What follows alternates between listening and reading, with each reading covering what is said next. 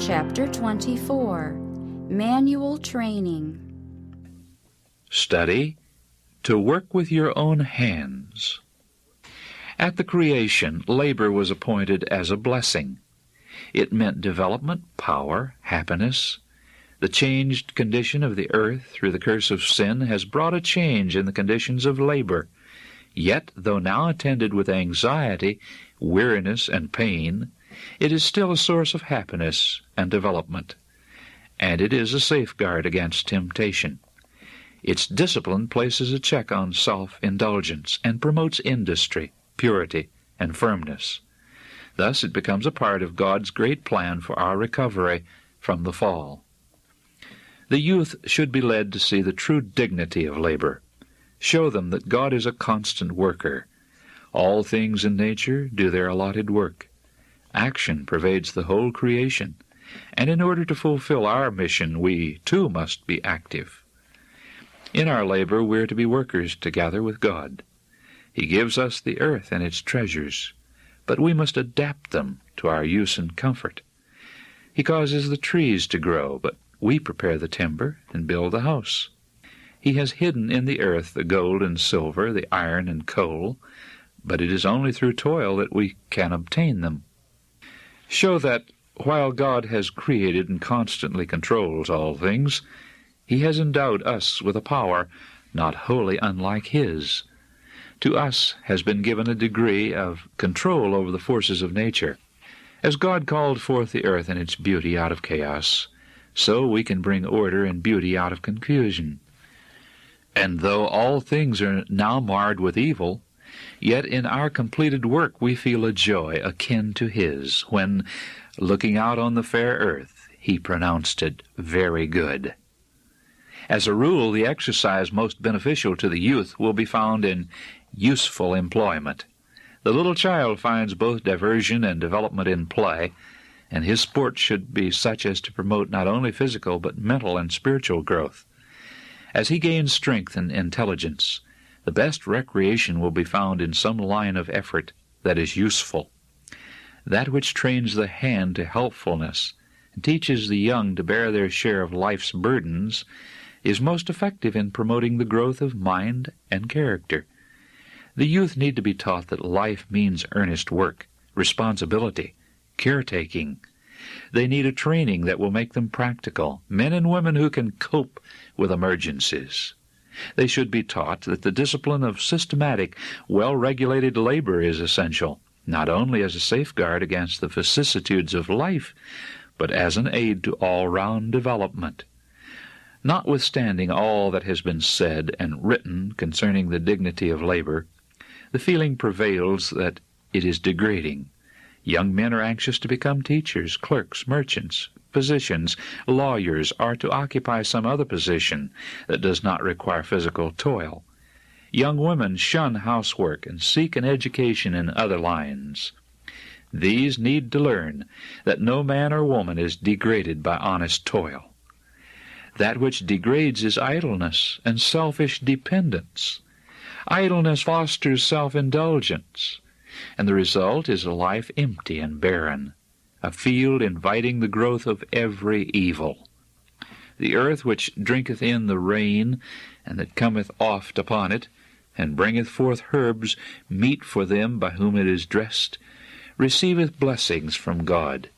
But that which beareth thorns and briars is rejected, and is nigh unto cursing, whose end is to be burned. Hebrews 6:7 and 8. Many of the branches of study that consume the student's time are not essential to usefulness or happiness, but it is essential for every youth to have a thorough acquaintance with everyday duties. If need be, a young woman can dispense with a knowledge of French and algebra, or even of the piano, but it is indispensable that she should learn to make good bread, to fashion neatly fitting garments, and to perform efficiently the many duties that pertain to homemaking. To the health and happiness of the whole family, nothing is more vital than skill and intelligence on the part of the cook. By ill-prepared, unwholesome food, she may hinder or even ruin both the adult's usefulness and the child's development. or by providing food adapted to the needs of the body, and at the same time inviting and palatable, she can accomplish as much in the right as otherwise she accomplishes in the wrong direction.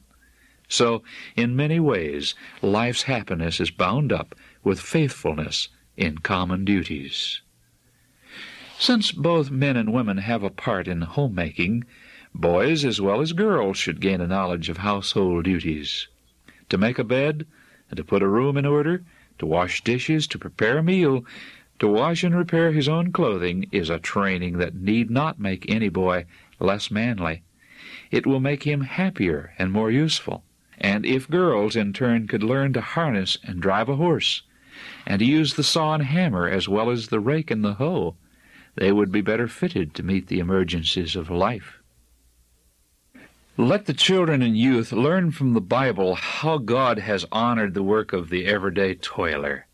Let them read of the sons of the prophets in 2 Kings 6, 1-7. Students at school who were building a house for themselves and for whom a miracle was wrought to save from loss the axe that was borrowed. Let them read of Jesus the carpenter and Paul the tent maker, who with the toil of the craftsman linked the highest ministry, human and divine. Let them read of the lad whose 5 loaves were used by the Savior in that wonderful miracle for the feeding of the multitude, of Dorcas the seamstress, called back from death that she might continue to make garments for the poor, of the wise woman described in the Proverbs, who seeketh wool and flax, and worketh willingly with her hands, who giveth meat to her household, and their task to her maidens, who planteth a vineyard and strengtheneth her arms, who stretcheth out her hand to the poor, yea, reacheth forth her hands to the needy, who looketh well to the ways of her household, and eateth not the bread of idleness. Proverbs 31, 13 and 15, Revised Version. Proverbs 31, 16, 17, 20, and 27. Of such a one God says, She shall be praised. Give her of the fruit of her hands, and let her own works praise her in the gates. Proverbs 31, verses 30 and 31. For every child, the first industrial school should be the home, and so far as possible, facilities for manual training should be connected with every school.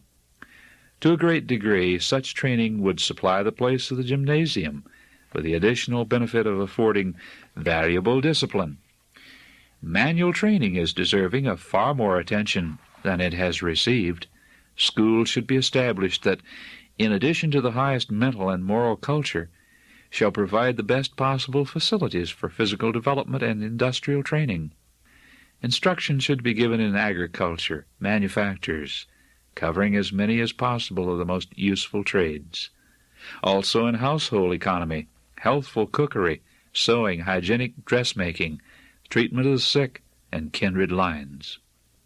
Gardens, workshops, and treatment rooms should be provided, and the work in every line should be under the direction of skilled instructors. The work should have a definite aim and should be thorough. While every person needs some knowledge of different handicrafts, it is indispensable that he become proficient in at least one. Every youth on leaving school should have acquired a knowledge of some trade or occupation by which, if need be, he may earn a living. The objection most often urged against industrial training in the schools is the large outlay involved, but the object to be gained is worthy of its cost.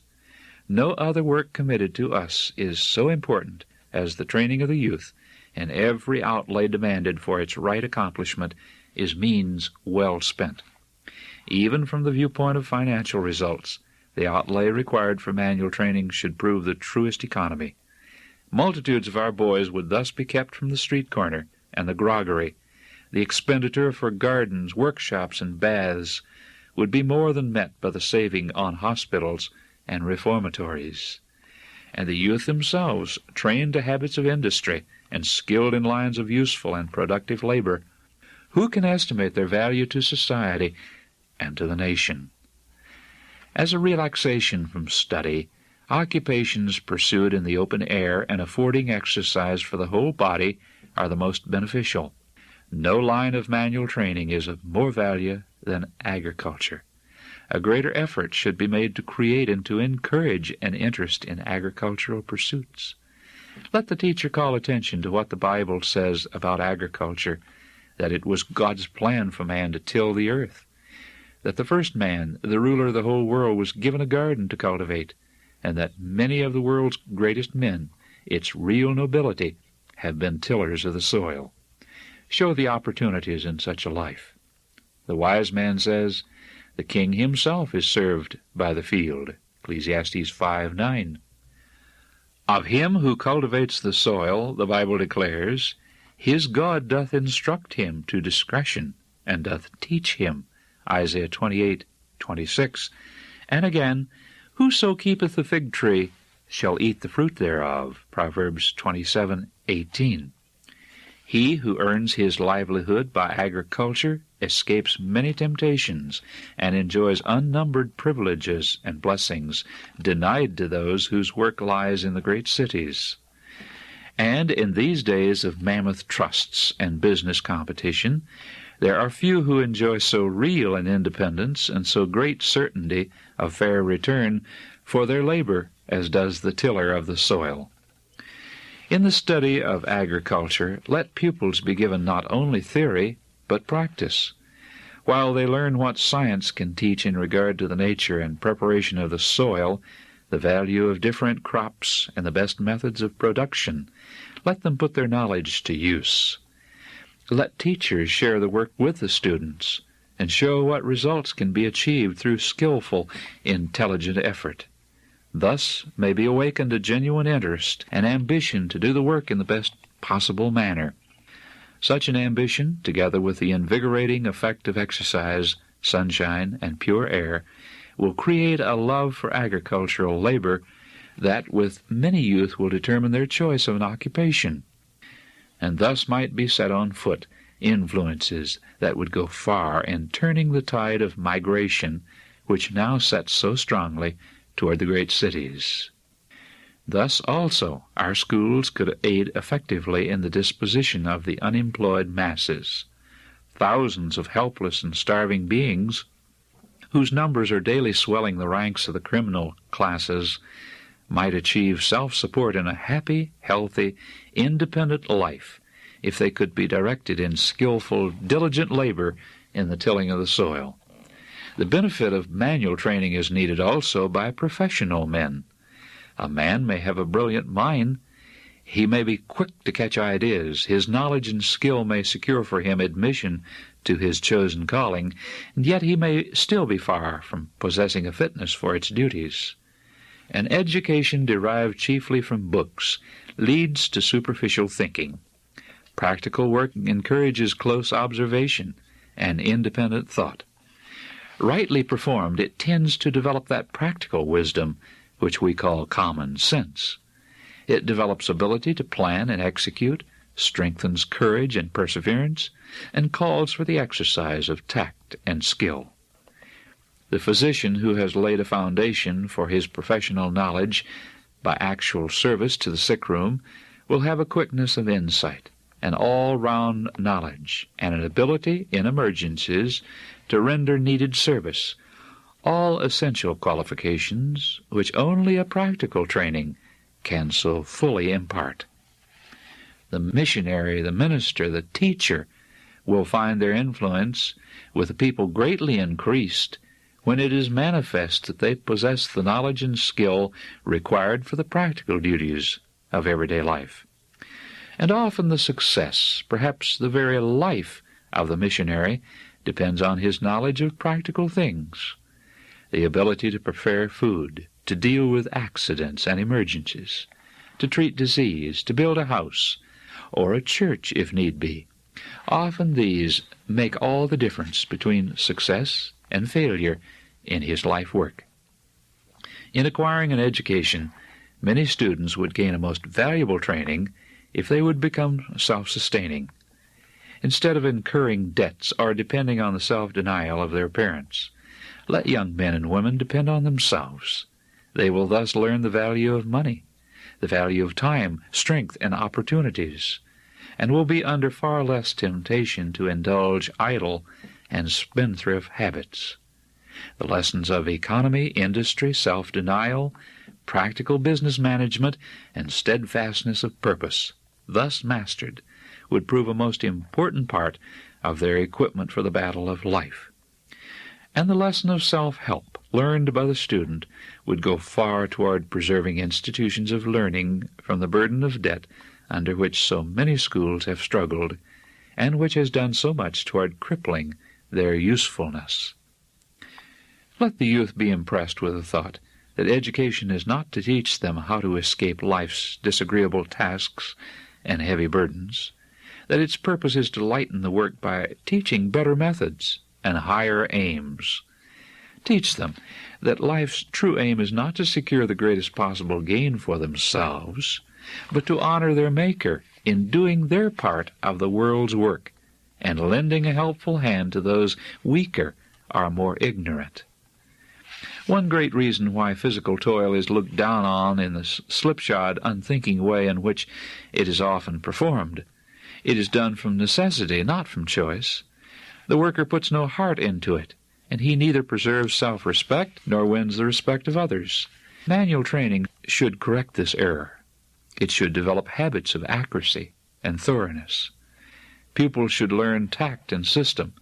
They should learn to economize time and to make every move count. They should not only be taught the best methods, but be inspired with ambition constantly to improve. Let it be their aim to make their work as neatly perfect as human brains and hands can make it. Such training will make the youth masters and not slaves of labor. It will lighten the lot of the hard toiler and will ennoble even the humblest occupation. He who regards work as mere drudgery and settles down to it with self-complacent ignorance, making no effort to improve, will find it indeed a burden. But those who recognize science in the humblest work will see in it nobility and beauty, and will take pleasure in performing it with faithfulness and efficiency. A youth so trained, whatever his calling in life, so long as it is honest, will make his position one of usefulness and honor.